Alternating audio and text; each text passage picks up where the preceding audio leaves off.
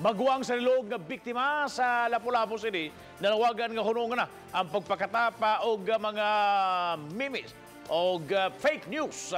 Samtang kapulisan na mitataw nga padayon pa lang hot pursuit operation batok sa mga suspitsado sukwahi sa nanggawas nga mga balita. Si Luan Mirondina sa report. Di matukib ang gibating kasubo o kasakit sa banay Silawan ug Pardilyo sa linuog nga pagpatay kang Christine Lee Silawan. Busa di masabot sa maguwang ni Christine nganong adunay uban nga nakahimo pa pagyaga-yaga sa patayng lawas sa iyang manghod. Human migawa sa social media ang hulagway sa patayng lawas ni Christine Lee nga napalgan sa bakanting luna sa sitio Mahayahay, Barangay Bangkal, mikatapos sa bilayon ang daghang mga memes. Sa atong mga nagpakatap sa mga dili nga memes nga nagbugal-bugal sa katong litrato sa akong manghod sa ing ato nga posisyon kay hinaot hunungan na nila or kung makita man kamo nga nag-share, nag-post, immediately i-report kay di man siya maayo gud sa mga hingtungdan. Panawagan ni Lucilin maguwang sa biktima nga unta hunungon na kini.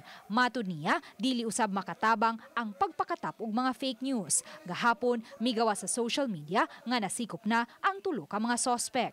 Usa ato kay katong tulo ka suspect daw nga nadakpan. Gilink din nila nga mga kuan din sila nga mauna dito ang suspect. Even as family members, wala pa may update gikan sa mga nag-imbestiga sa case. Samtang gitataw ni Lapu-Lapu City Police Office Director Police Colonel Limuel Obon nga padayon pa karon ang ilang hot pursuit operation batok sa mga suspitsado. Nakakuha na og kopya ang Lapu-Lapu City Police sa mga CCTV footage sa mga establishmento gikan sa may simbahan sa Barangay Pahak paingon na ngadto sa dapit na hitabuan. That is why ang official natong spokesperson since day one ako ang nigawas. The official statement should come from me. Kung dili na akong musulti, I think mga insinuations lang na or whatever.